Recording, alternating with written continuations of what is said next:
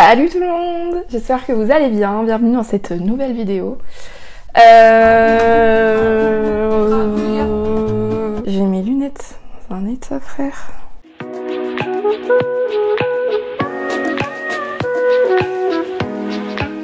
Aujourd'hui, on se retrouve dans une vidéo où je vais vous parler des derniers livres que j'ai lus. Il faut savoir que ma résolution principale, l'unique d'ailleurs, de 2020, c'était de me remettre à la lecture. Je lisais beaucoup étant petite, des romans, des BD, etc., etc. Et avec le temps, avec le développement des réseaux sociaux, je passais tout mon temps sur mon petit téléphone ou à regarder des séries et films sur Netflix ou autre, et beaucoup moins à lire. Je me suis rendu compte que je ne m'endormais qu'avec des écrans, ce qui était quand même pas très bon. Je me suis dit, tiens, remets-toi à la lecture et essaie de lire au moins le soir. Pareil, à l'école, on a le chute je lis tous les jours. Tous les enfants doivent prendre un livre et doivent lire pendant 20-30 minutes. Super du coup pour se remettre à la lecture. Je vais vous donner mon avis sur les derniers livres que j'ai lus récemment. Si ce genre de format vous plaît, n'hésitez pas à me le dire dans les commentaires.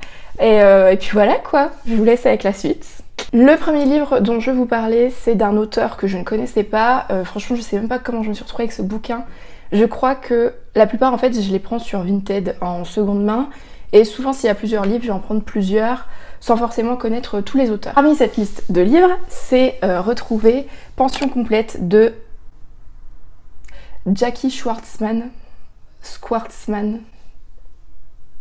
Bref, de Jackie quoi. C'est un tout petit livre de 200 pages qui se lit très facilement, très rapidement. Je reviens rapidement sur l'histoire et je vous donne juste après mon avis. C'est l'histoire de Dino Scala, c'est un homme qui se présente lui-même, d'accord, comme étant un gigolo. Il habite au Luxembourg chez une vieille dame qu'il considère comme sa compagne, mais qui est très âgée et qui a énormément d'argent. Il s'avère qu'il va s'embrouiller avec un monsieur, il va se battre.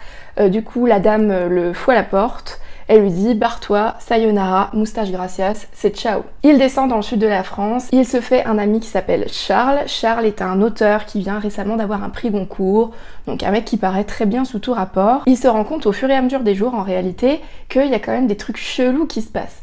Des gens qui meurent, des gens qui disparaissent, et il se dit c'est quand même pas tout à fait normal. Il va se poser des questions qu'il va tenter de résoudre. C'est pas vraiment une enquête policière. Ça n'a même rien à voir. C'est un livre qui fait à peu près 200 pages, donc il se lit très rapidement, très facile à lire. Il n'y a pas des blocs comme ça de descriptifs de comment est sa chemise par exemple. J'ai horreur des bouquins où je suis obligée de sauter des passages tellement ça me saoule, c'est trop long, c'est trop détaillé. Je trouve que ça fait vraiment livre à l'ancienne. Ça me rappelle le lycée que je devais lire L'Assommoir, qui est le seul livre, je crois, que je n'ai pas lu. Là, c'était au-dessus de mes forces. Vraiment, il était chiant. Bref, revenons-en à nos moutons. Il se lit très rapidement. Le personnage de Jackie, pas du tout.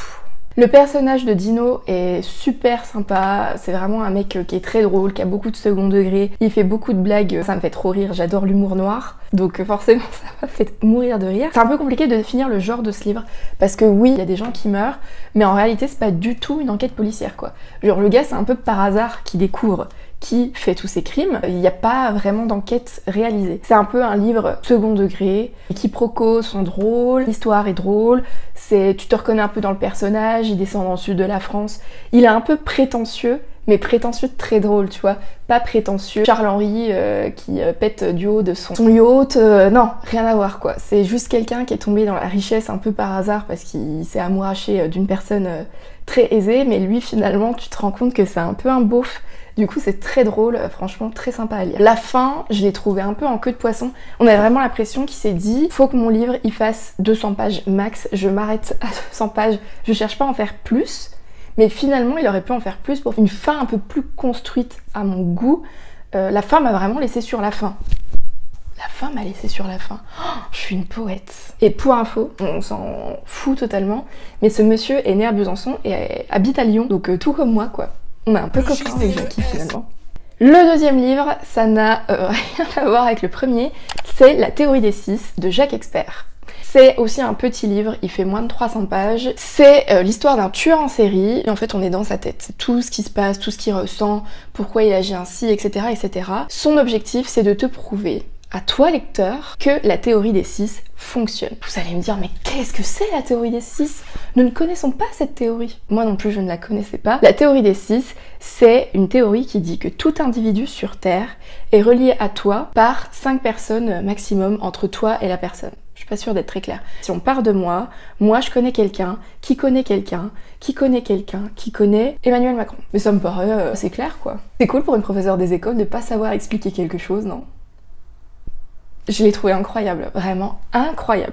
Alors comment je me suis dit, tiens, achète ce bouquin? En réalité, je croyais que c'était moi et mon sens inné, pas du tout.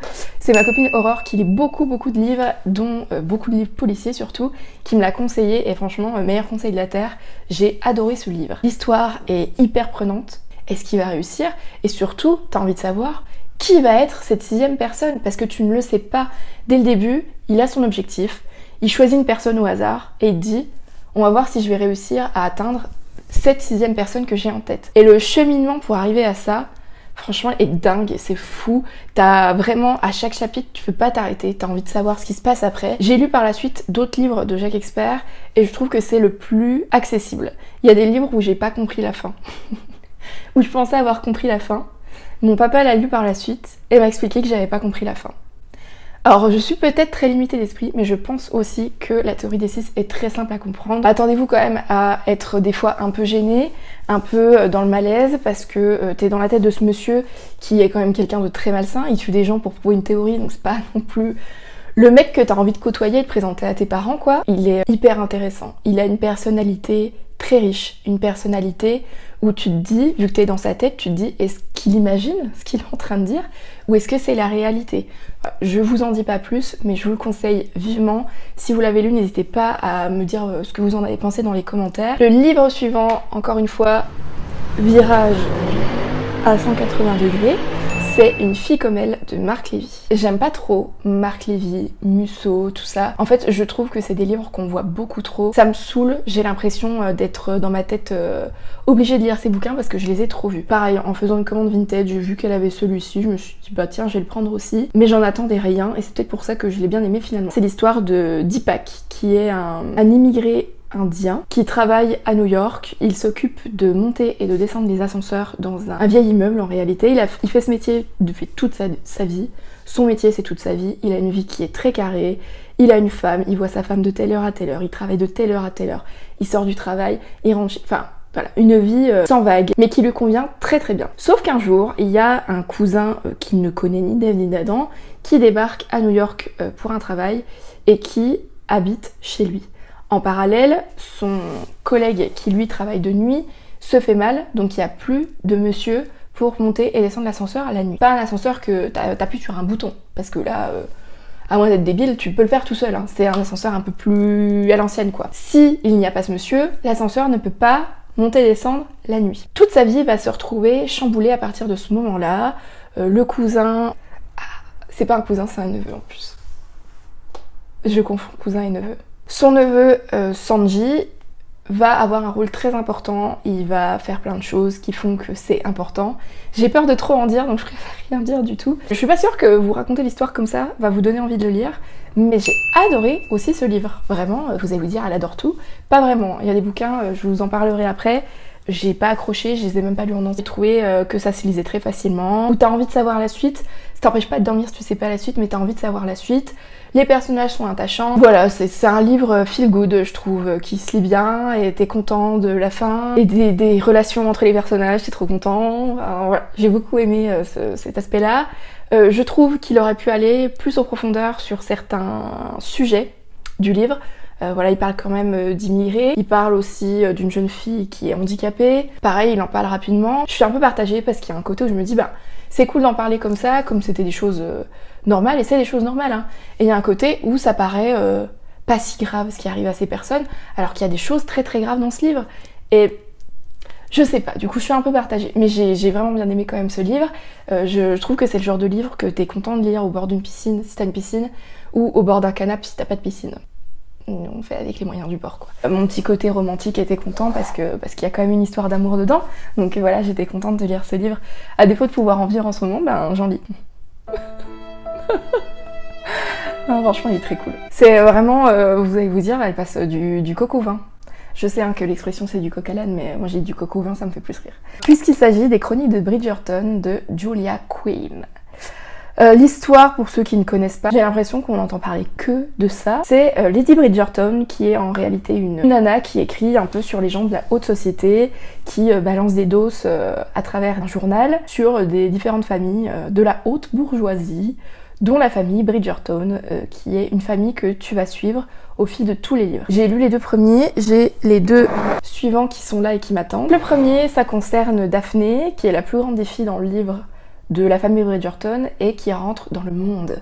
Rentrer dans le monde, ça veut dire qui va aller à des bals pour rencontrer son futur mari. Voilà, elle est en âge de se marier, la petite Daph, et puis on la présente un peu à tous les cums qui recherchent une femme. Le deuxième tome, ça concerne Anthony, qui lui est le frère aîné. Voilà pour l'instant où j'en suis dans cette lecture. Vous pouvez retrouver cette histoire en série sur Netflix en ce moment. La saison 1 est plutôt fidèle, elle concerne Daphné. On suit quand même un peu les autres personnages dans la série, contrairement au livre où c'est vraiment que sur Daphné. Là, on parle un peu des autres personnages, mais je pense que c'est obligatoire pour comprendre après les autres saisons. Ça me paraît logique en fait. J'ai beaucoup aimé la série. Vraiment, j'ai beaucoup aimé.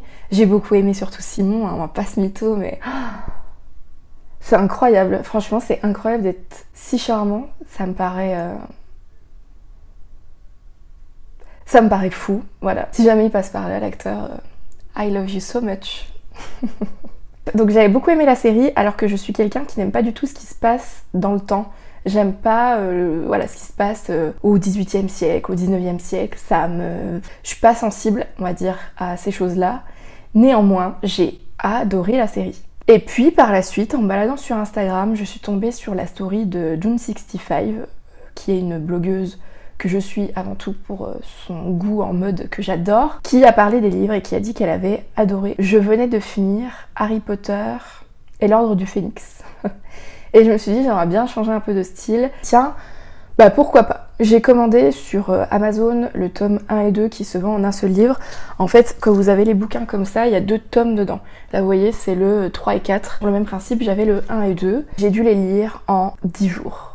Vraiment en 10 jours, je pense. Tellement je voulais tout le temps savoir ce qui se passait ensuite. Je sais pas, je me suis vachement attachée au personnage, et notamment au personnage d'Anthony, par son histoire, par son passé, par ses traits de personnalité, parce que il a vécu des choses quand il était plus jeune, par rapport à son rôle dans la famille, où il est le plus grand. Il a un certain poids sur ses épaules qui lui est imposé par son positionnement dans la famille, qui est le fils aîné. Et j'ai trouvé ça super intéressant. C'est pas du tout un livre historique, hein. Vous allez rien apprendre sur le monde en 1817-18. Je suis pas sûre que Lady Bridgerton, Whistledown, putain. Lady Whistledown, je suis pas sûre qu'elle a réellement existé quoi. Même si j'ai beaucoup aimé la série, j'ai préféré les livres. Déjà parce que t'as un point de vue omniscient, c'est-à-dire que tu sais ce qui se passe dans la tête de tous les personnages, et tu comprends du coup beaucoup plus leurs réactions. J'ai beaucoup aimé le tome 1 sur Daphné avec Simon, très sympa, très fidèle, la série est très fidèle encore une fois, et j'ai kiffé de ouf le tome 2. Le tome sur Anthony, vraiment, ça a été... franchement, je peux pas réellement expliquer pourquoi sans spoiler un peu tout ce qui s'y passe, mais encore une fois, il a une personnalité trop intéressante. Il s'empêche de dire certaines choses par respect, par fierté, et c'est... je sais pas, j'ai adoré le personnage, j'ai pleuré, j'ai rigolé, j'ai été émoustillée, j'ai tout ressenti à travers cette histoire. Il y a un côté où j'ai été très triste que ce soit la fin, parce que je me suis dit je saurais plus ce qui se passe dans la vie d'Anthony.